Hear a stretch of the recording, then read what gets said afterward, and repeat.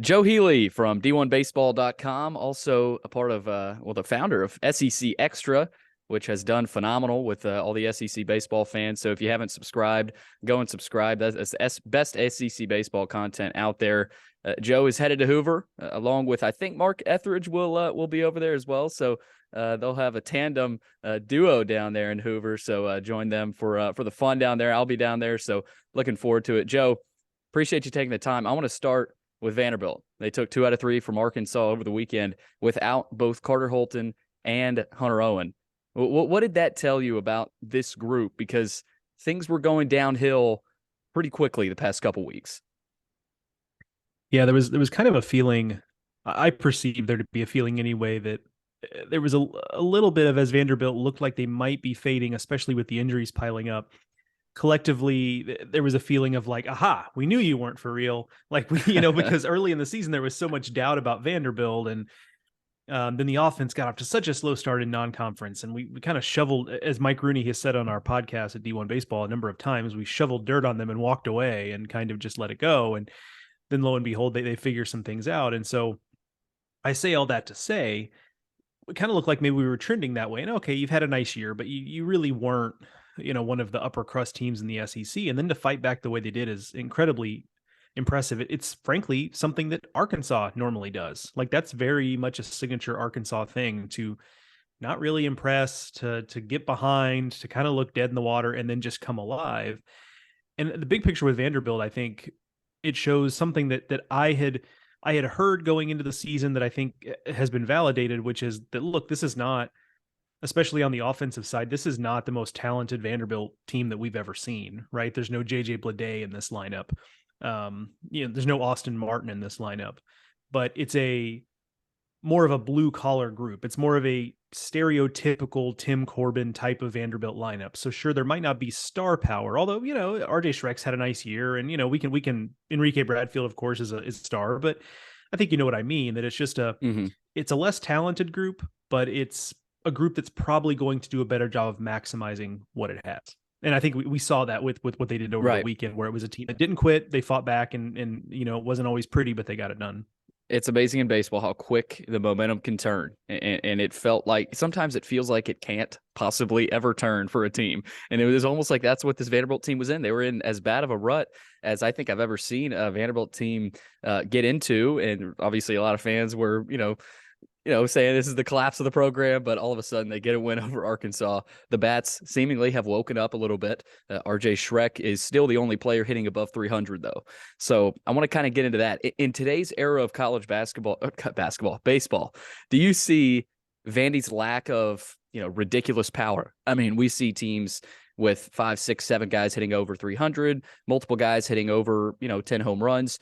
Do you see their lack of huge power as a disadvantage heading into the postseason, or do you still see them as a competitive team down the stretch? I think the answer is kind of yes to both. I do think it is a little bit of a disadvantage. I'm not going to sugarcoat that. I think that's just the way the game is played right now, and Vanderbilt's done a nice job of mitigating that. And it's depth on the mound, as much as it's been strained this year. Its depth on the mound has allowed them to mitigate some of that, just because when they pitch well, they pitch as well as anybody in the country. The talent is certainly there. But yeah, I mean, if you don't have an offense that can, and I say the same thing about Kentucky, by the way. I mean, if you don't have an offense that, can come back, and it's funny I say this because Vanderbilt just came back from a huge deficit over the weekend, but most times, if you don't have an offense that's going to be able to make up an early 5-0 deficit and do it comfortably, it's going to be hard. It's going to be a tough row to hoe unless you're going to shut down the team the rest of the game. And so yes, it is a disadvantage. However, I think a lot of what I like about this Vanderbilt club, you talk about the intangibles, you talk about the balance, right? There's not a lot of balanced clubs in the SEC this year. We've got a lot of offense over pitching clubs, and injuries are a part of that. So I want to be fair, but there aren't a lot of teams that have the balance of Vanderbilt, where Vanderbilt's won games offensively. Vanderbilt has won games with the pitching staff. Vanderbilt has won ugly games. Vanderbilt has won games where it looks like a national title contender, right? They've kind of done it all. And I think that's as important as anything else, because I think what you see in the postseason, when the temperature gets ramped up, both literally and figuratively, when things get tense, when things get tight, the teams that kind of have one formula to win games sometimes can get derailed if it doesn't go their way. Vanderbilt's, I think, going to be a team that's going to, Devin Fattrell didn't have it today. He wasn't locating, and because his stuff is what it is, on days he's not locating, he gets hit around.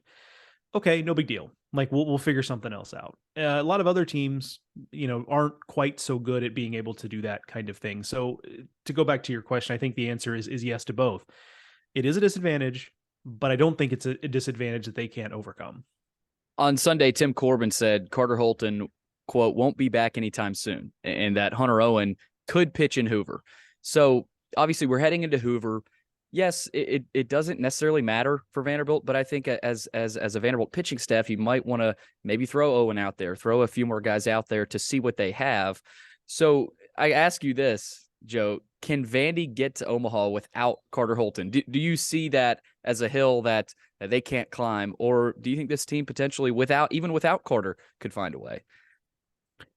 I think so, because the deck is stacked against teams that host. And if Vanderbilt's top 8, and I expect them to be, based on the, something really unprecedented would have to happen for them not to be a top 8, right? Mm-hmm. I don't never say never, because we've seen some wild stuff, but like they're a top 8. So if you take care of business, you're playing at home. Big advantage there. I don't need to tell that to you or your listeners probably. Vanderbilt has a knowledgeable baseball fan base. So I think that's item number one. Item number two is that once you get past regionals, frankly, would they prefer to have Carter Holton? Absolutely. Who wouldn't, right? But once you get past them, or once you get past regionals, I should say, the Super Regional and the College World Series format is pretty forgiving for a pitching staff that might not have a lot of options, right? I mean, I think the 2021 Vanderbilt club is a perfect example, right? There were so many questions about that team outside of Rocker and Leiter, and you know what? They rode mostly Rocker and Leiter to one game shy of a national title. Yep. So yeah, and now you could point to that as saying the reason they didn't win the national title, and I guess okay, maybe I'll grant you that point, but that's a pretty deep run to make. And so, would you rather have him? Absolutely. I'm. You didn't say it yourself, but I feel like anytime you hear not coming back anytime soon, I tend to be pretty pessimistic about that kind of stuff. And Coach Corbin, obviously, it tends to be a little more opaque than a lot of coaches around the league with injury stuff, and as his right to be. So maybe we're misreading that, but to me that doesn't sound great. I think this club can make a run without it. It'll be somewhat matchup dependent, as all postseason things are. But look, I'm not just sunshine pumping for the sake of it. But I think the format is pretty kind to being an arm short on the mound. So if Hunter Owen's back, and obviously Fattrell's been as good as he's been, and it seems like the bullpen is shaping up a little bit for Vanderbilt right now, that could be enough, especially once you get past regionals. Yeah, that's why this weekend was so huge for them. I mean, you look back at the Arkansas weekend, and now they hopefully, secure a spot in that top 8 national seed range. So obviously, we'll see what Vanderbilt does. But the SEC tournament starts Tuesday, Joe. It's one of my favorite events on the sports calendar. Just a perfect event. Great atmosphere, great area for it. What are you most excited to watch before you head down to Hoover? There are so many storylines. Is there a player? Is there a team? Is there a story? What are you most excited to watch before you head to Hoover? Yeah, I'm hoping to get, and one of the things that's interesting about Hoover is the way the pitching shakes out, because it's such a quick turnaround. Thursday, Friday, Saturday series, but then you turn around and you've got teams playing on Tuesday. But so on the player side, like I've not seen Paul Skeens with my own eyes this year. Mark has, Kendall has, but I've not. So I'm excited to see that. And I put the asterisk there because LSU may not have a lot to play for in terms of national seed potential. So if they go 0-2 to Skeens even take the mound, right? So fingers crossed there for me selfishly to see Paul Skeens. In the big picture, though, I'm really fascinated by this hosting logjam in the SEC, where gosh. there are 9 viable host resumes. That if the season ended today, there'd be 9 teams on the board in hosting. And so you've got the obvious ones, but then you've also got, Auburn's got 17 SEC wins. That usually gets you there. I think Mark has crunched the numbers, and I think every team that's won 17 regular season SEC games has hosted.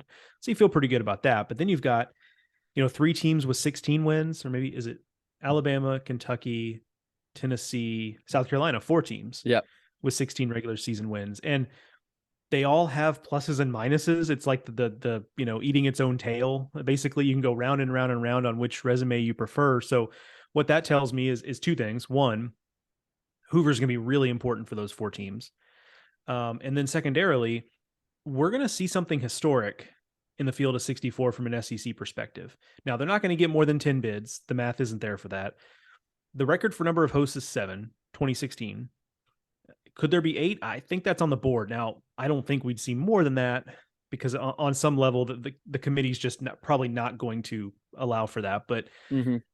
I think 8 could really be on the board. Or the other thing that could be historic about it is that we have some teams that in every other year, in every other field, would be hosting, whether you look at RPI number, the SEC regular season wins, all of that stuff, that would be hosting every other year, but don't end up hosting this year. So one way or the other, I think we're going to get something unprecedented when the field is revealed on Memorial Day. Taking a look at the bracket, obviously the top, LSU and Arkansas, the 3 and the 2 seed, and then Florida and Vanderbilt, the 1 and the 4 seed at the bottom. I mean, you talk about the logjam. There's so many opportunities for teams, I think, that can make potential runs. You look at a team like Alabama playing in their home state. I know they probably going to have to play Florida if they win, but I see Alabama as a potential team that can make a run. Texas A&M, they need it, right? They almost have to have a couple wins here. So as you look at the entire bracket, and then Vanderbilt, right? I mean, you see them. They're probably going to meet up with either Auburn or Missouri, 2 desperate teams. So, you would almost rather avoid Alabama or Auburn, but you've also got Texas A&M and South Carolina at the top who are also desperate for wins. So you look at the entire bracket, how do you size it up? And do who would you pick to maybe make a run in Hoover that desperately needs it?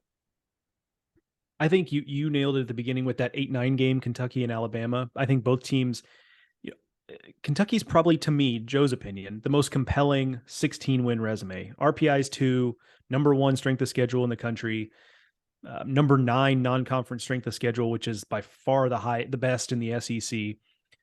So a lot going for it. So I like their resume the most. They'd like to be a national seed, though, and by a lot of measures, they have the metrics, right? So they're going to be pushing for something.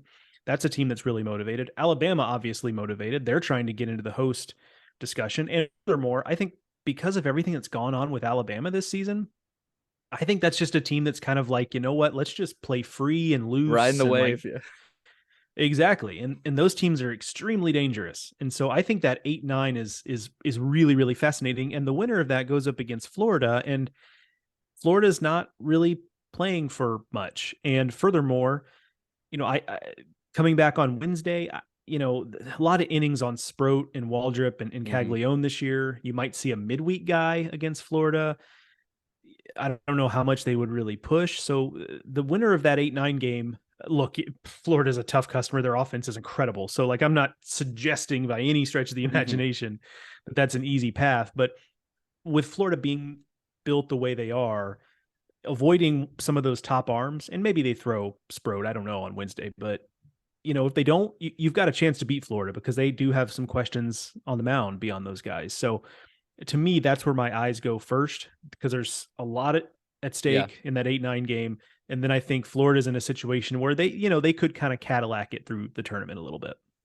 A lot of Vanderbilt fans, kind of back to Vanderbilt a little bit on that bottom side of the bracket, they look at that and say, wow, I think that might be an advantage for Vanderbilt as opposed to maybe getting the 3 seed or, even the 5 or the 6. South Carolina, you got to play at 9:30 on Tuesday. And then if you win, you play LSU. So if Vanderbilt getting the 4, I think that's the advantage there. So the bottom part of that bracket, Vanderbilt getting a potential Florida team, and then maybe an Auburn later, and then maybe an Alabama or Kentucky later. Do you think that bottom half of the bracket sets up a little bit easier for Vanderbilt if they were on the top, or how do you kind of see that setup for the Commodores? I think, yes. I mean, It's never easy, though. correct. Yeah. I mean, that's a great point. That's the caveat, obviously, but correct. I think you're right. When you consider that on the top half, you've got, A&M going to be super motivated. Tennessee, South Carolina for the same reason. You've got the best offense in the country and LSU up there. Like and then of course Arkansas, just being as resilient as they are, like you coming off of getting beat in a series by them, you probably wouldn't want to see them again. With having just taken down Arkansas. So yeah, I think if you made me pick a side of the bracket, I'd go that direction. And also just in their first matchup, right? You're either going to get Missouri or Auburn, and those are 2 teams that are going to push for that win in the opening game.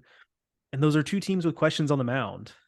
Missouri's is they've had so many injuries in the mound, Missouri has. And so if they throw Chandler Murphy in that first game, even if they win that game, there's a drop off after that, and they've only got a couple of bullpen guys they really, really trust. So there's going to be an opportunity for Vanderbilt to score some runs if that's the matchup. Auburn has figured some things out on the mound, but Christian Herberholtz has been kind of in and out. He's nursing an injury. Tommy Vale was ill last week. He pitched a little bit in relief, but didn't make his start in his normal place.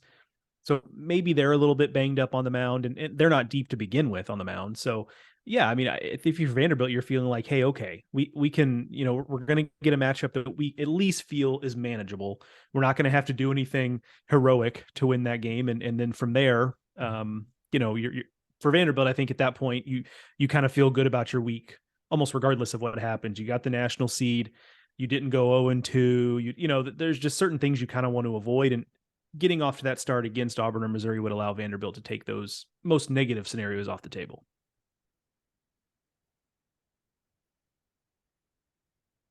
I think you might be muted, Billy. I can't hear you. Oh, my bad. You got me? Yeah. Okay, my bad. All right, Joe, couple more before we close it out here. We talked about a national seed earlier, right? And how important that can be for a team, right? Vanderbilt, they obviously knew the importance of getting a national seed. Kentucky is fighting for one right now as a top 8 national seed. What kind of confidence, mojo, momentum can that give a team as opposed to simply being a host, right? You don't know where you might play if you win a regional, right? You could get lucky with a 2 seed winning out, but that typically doesn't happen. So how special is that top 8 seed for especially a team like Vanderbilt who is sort of on the bubble right now? I mean, they're likely in, but some things still might have to go their way for them to secure that. It's huge. I mean, first of all, the math is on your side, and I don't have the numbers here, but I mean, just an overrepresentatively high percentage of teams that end up in Omaha came through home regionals and supers. So that's the first thing. The data just backs up that you're in a lot better shape there. Mm-hmm. But you're also right with the certainty of it. You just know as a top 8, if we take care of business, we're going to be home. We don't have to get on a bus. We don't have to get on a plane. We don't have to stay in a hotel. We don't have to eat catered meals. Like we're going to be at home basically. And that's nice to have that certainty. One of the other things when you're top 8 is that the second half of the host, 9 through 16, some of those teams like Notre Dame last year was a great example where that probably should have been a top 8 seed, right? Yeah. So you do occasionally get a misseeded team. However, you also tend to get the mid-major team that's having a really good year, the Coastal Carolinas of the world. I don't want to take anything away from them. Very talented team, very consistent program, but they don't have the depth of an SEC team, especially not on the mound. So that's a more favorable matchup. Georgia Southern last year, right? If they come through, whoever faced them in a super regional, which would have been Tennessee as a number 1 seed. Mm-hmm. That was I should have said Notre Dame should have been a host last year, but I think what I meant there. Yeah. But regardless, again, it's hard to keep it up. But anyway, long story short is, those 14, 15, 16 seeded hosts, you never know what you're going to get with those teams. They're typically, right, teams that had pretty bubbly cases. By definition, they're teams that are kind of ranked in the middle to the back end of the top 25, and things get softer than you think, quicker than you think when you talk about those teams. And so you should get a pretty favorable matchup out of it. The dangerous thing is that you also sometimes get that force of nature team that's just riding like a really big hot streak. Ole Miss last year, right? Now that's a special case. They were super talented and just underperformed for a lot of the year. But you do get that team that maybe had to play its entire way through a conference tournament and then ended up in a regional as a 2 or 3 seed, and they won on the road, and they're just kind of have the wind at their back. And that can be kind of a dangerous team, but you'd obviously much rather just be playing at home and have that certainty. Joe, with the SEC tournament coming up, it's always interesting to see these SEC teams. They get out of the gauntlet, and most of these coaches are probably like, "Whew, we're done. We're out of the SEC. We enter regionals. We can take a little bit of a break and sort of relax a little bit." So, do you see that as an advantage? You go through an entire SEC season. You go through the heat of Hoover, which is just a gauntlet as well. I mean, that's got to be an advantage as an SEC team, no matter where you are, whether you're a 2 seed, a 3 seed, a 1 seed, a host, you're out of the SEC. So how relieving can that be, do you think, for a lot of these coaches and players? I think it is. I mean, I've heard it said before that if you're at the SEC tournament and playing for something, it's one thing when you don't have a lot to play for, you can kind of just play around with matchups and try to get some guys some innings and be casual about it. But if you're really playing for something in Hoover, that's tougher in a lot of ways than basically anything until you get to the College World Series, because Yeah. the teams you're playing every day. I mean, the ninth seeded team, the 10th seeded team in the SEC is going to be tougher than whatever 4 seed you get in a regional if you're a host, and Hmm. tougher than a lot of your 3s and perhaps even 2s, right? So you get some softer spots in regionals than you do in the SEC tournament. And of course, supers is a whole different deal, but Hoover's different in that it's a different team every single day, right? And at least in supers, you can set it up like a series, and you know what you're facing 2 or 3 days in a row. So yeah, it's Hoover that might be the most grueling thing in the college baseball calendar until you get to Omaha. And even then, like, frankly, maybe you could make a case it's tougher because in Omaha you get days off in between games, So Yeah. I think there's probably an argument to be made either way ultimately. I don't know if you've heard the joke, but the champion of the SEC tournament deserves the same trophy as the national champion in Omaha, just because it's just as hard because of the competition. But Joe, real quick, give me your pick to win the SEC tournament and your pick for most outstanding player of the tournament. Okay. Well, let me at most outstanding player of the tournament, like I'm just going to go with the super easy answer of Dylan Cruz. Like, just like I don't know how I could go with anyone but him with the type of incredible season. The only thing that might hold him back is just how much is LSU going to push its pitching staff to try to get to the Hmm. weekend, right? So if he's out on Friday, like he's not going to win that, right? But so I'll go that direction as far as the most outstanding player of the tournament, and as far as a pick goes,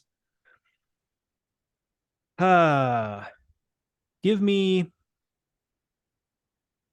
you know what? Give me Vanderbilt. I'm not just doing that as a homer Oh, thing. wow. There it is. Yeah, I'm not just doing that as I know your listeners are doing fist pumps in their car, or actually they might be going like, "Oh God, there's the curse. That's the last thing we need." But I think the right combination of a team that feels like probably feel pretty good about a top 8 as they should, but maybe feels a little bit like, hey, you know what? We can't lose. We can't go 0-2 here. Like, Hmm. because then maybe we run the risk of being the number 9 seed as opposed to a top 8, right? So they've got something to play for. They've got some balance. They're getting healthier on the mound, at least in the bullpen. They can win bullpen games, right? I mean, I know he's been inconsistent, but it's such an ace in the hole to have a guy like Patrick Riley, where it's like, Hmm. look, it's a coin flip on if he's going to be good today, but if he's good, he's great, right? Yep. And so that's kind of a card to play that a lot of teams just don't have. A guy with big league stuff, big league frame, sure inconsistent, but you know what? You'll roll the dice on that. So, and he's not the only one who's kind of falls into that bucket, right? So I like Hmm. that. I like that it's kind of a grinder offense. I like that they can score runs in a lot of different ways. You don't know how the ball is gonna play. There's typically a decent amount of offense in Hoover, but I think when you're in a situation where pitching staffs are starting to get tapped the way they are, I think the advantages offensively tend to shrink where everyone's scoring a bunch of runs. And so what's the difference between the best offense and the fifth or sixth best offense? So you kind of shake that all up in a bucket and understand that there's a lot of uncertainty. And I really do like where Vanderbilt's at. And I think in no small part to what they showed last weekend, where we started off this whole conversation. And with that pick, this won't be your last time coming on, Joe. We may have to see you closer to Omaha if Vanderbilt gets there. But no, I think RJ Schreck is another guy that might like that park. It feels like big power right-handed, left-handed hitters usually see some success in Hoover. But it'll be fun. This is the best time of year for SEC baseball fans. Joe, real quick before we let you go, give fans, this will release Tuesday morning. So just FYI, give fans kind of what you're going to be covering this week, maybe some story ideas and how they can follow you this week before the SEC tournament. Yeah, no, I appreciate the time, the opportunity. I'm happy to join you whenever. Listeners can follow me. First of all, just Twitter handles, me at Joe Healy D1. My colleague Mark Etheridge, just at Mark Etheridge, and that last name is Etheridge. Old school listeners, old school Vanderbilt fans will probably remember Mark and probably already follow him because he's been covering the SEC for 20 some odd years Mm-hmm. now at this point, which I try not to remind him that I first started reading Mark when I was in like middle school, frankly. Something I try to be kind to Mark and remind not remind him of that too often. But yeah, so follow us on Twitter. Go to d1baseball.com, click the SEC Extra tab for everything that we have going up. Mark is doing a little bit of double duty. He's going to be doing updates on how things stand on the field of 64 every day, basically. We'll have coverage of perhaps not every last game of the SEC tournament, because I got to be honest with you, Billy. If we get those like 2:30 a.m. finals, like it's one thing if it's a semifinal, right? If it's a semifinal and the game ends at 2:30, we'll be there.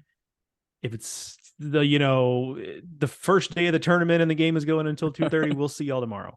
Yeah. So I don't know if we maybe it means we talk about or write about the next day or something, but we'll have just about every game of the SEC tournament covered. We'll have specific game stories, but we're also going to do a lot of big picture stuff. So team unexpectedly goes 0-2.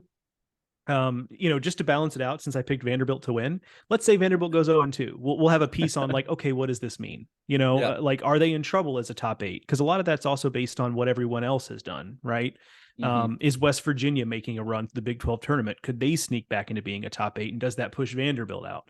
Like that kind of stuff. So we'll have that periodically. We're also planning on recording a podcast. Our podcast is called Highway to Hoover. Find it on whatever podcast app you prefer. Great name, by Friday the way. morning. Oh, thank you. Yeah, we had to go with the alliteration, and then the play on the road to Omaha was just too easy to pass up. But we'll have a new episode, I believe, Friday morning. There's a gap in the schedule on Friday where we can probably get something recorded, just to kind of do a state of where things stand in the SEC tournament and what it means for the big picture. So our entire goal for the weekend is to just send readers and listeners a barrage of information all week and make it worth your while to subscribe to SEC Extra. So your listeners who are already subscribed, a genuine, sincere thank you. If you haven't yet subscribed, all we ask is that you give us a chance. And really, honestly, there's no better time than right now to do it with the postseason coming around. So even if it's just to sign up for a month to follow us as the postseason goes, that works for us. Hopefully we'll get you hooked.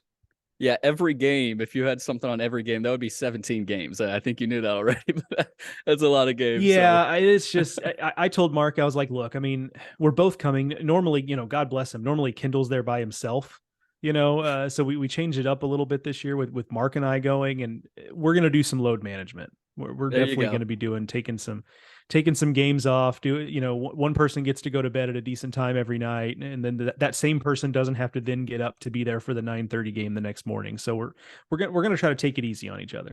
Yeah, well, Vanderbilt is slotted Wednesday night at approximately 8:00. It never starts at 8. Those late games never start on time.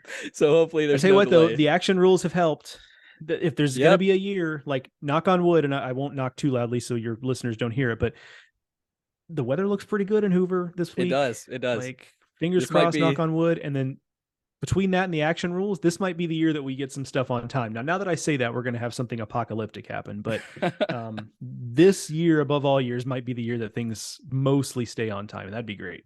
Yeah, hopefully it's the polar opposite of last year. I don't know if you were down there last year, but it was. I was not, but I was. Yeah, it was miserable. Well, I mean, it was good baseball, but there was a lot of waiting, a lot of sitting and waiting. So hopefully it's different. I was this year, I was covering the. I was still at Baseball America last year, and I was covering the Big 12 tournament, which is a Globe Life field in Arlington, and we had a roof, and it was great. Oh, lucky. And games started on time, and it was quite a deal. But I felt for anyone who was in Hoover. So. Yeah, there's something so pure about Hoover and that park. About it rains, but they're going to find a way to get the games in, and it's on dirt, no turf. So that's what I love about the tournament, and I'm glad that it's coming up next week. Starts Tuesday 10:30, and it'll roll all the way through Sunday. So Joe, thank you so much for taking the time. Good luck with your coverage, and enjoy the trip. And we'll be keeping track. Thanks for coming on. Absolutely happy to do it anytime, Billy. When you see me in Hoover, make sure to say hello. Will do. Thanks, Joe.